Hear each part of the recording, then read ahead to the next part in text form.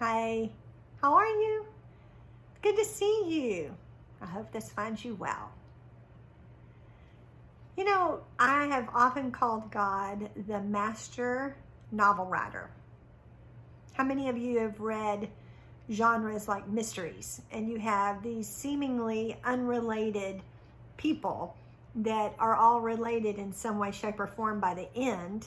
And it was amazing how all of those details came together, and by the end of your book you're hoping that everything is nice and tied up with a bow, right? So that you have all of your loose ends all configured in one place. I think God is that way.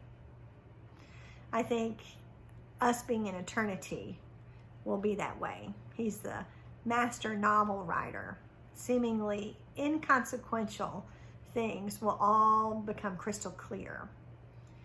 As you guys know, I've been on a journey with breath and breathing, with rest, with rise up, with worship. All of these things have come together, and I'm hoping to have everything tied up in a nice, neat bow by the end. But there is a particular example that the Lord showed me. I've been focusing on worship music and being in worship because I don't know about you guys, but the Lord speaks during worship. And I always go, you know why? It's because all of my attention is focused right on Him instead of being in 100 places at once. And so I can tune in and if you will, we're going to be a radio with frequency like Pastor Robert Morris's book, and we can tune in and hear much more clearly and not have all the static of life. So there's a song that Phil Wickham has out, and it's called There's Joy in the House of the Lord. Okay, so yeah, okay. Christian cliche, yes, there's joy in the house of the Lord. And you know, we've heard all sorts of things like that before. But what I saw when that song was playing was joy is what? It's a fruit of the Spirit, right? And there are numerous scriptures that talk about being in Him. In Him. So I've suddenly visualized the house of the Lord. We know that we are the temple, right? But I actually envisioned us going in Him. And when you're in Him, all of the noise or the static is really dimmed. And you're going to enjoy the fruit of the Spirit, one of those which is joy, right?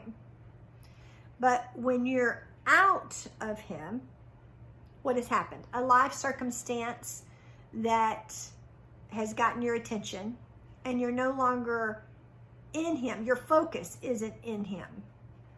Your focus is directed out of Him, and you're looking at whatever circumstance that may be going on, whether that be positive or negative. Okay, so you can be really positively, influenced, and things are going well, and your business is growing great, and get your eyes off the Lord, right? That's the reason why it's harder for a rich man to go. There we go. Okay, sorry, I just had a call. I ignored. It's harder for a rich man to go through the eye of the needle. It's easier for a rich man to go through the eye of the needle than to make it into heaven.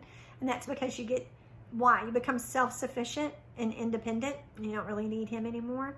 So the irony of this vision, this little, I'm going to call it a snapshot that I saw, is that as long as we're in Him, that sound is muffled. But any number of things can bring our focus outside.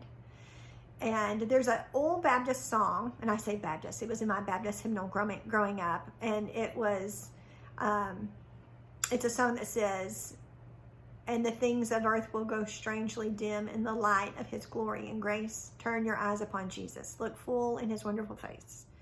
and the things of earth will go strangely dim in the light of his glory and grace.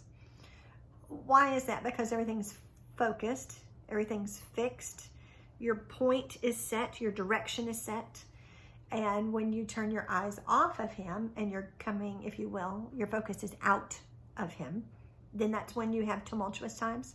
I'm not saying that being in him is going to, proof you from ever experiencing hardship. But it's really where our focus is that ends up, in the midst of the storm, can you be the eye that is calm? So Isaiah 26:3 says, thou, I don't know why I have this memorized in King James, thou shalt keep in perfect peace those whose thoughts are fixed on thee.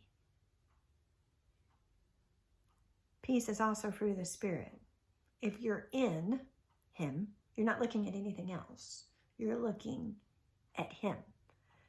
Something happens and dangles you over here. Some pretty shiny object or a horrible tumultuous crash comes over here and your focus is out of him.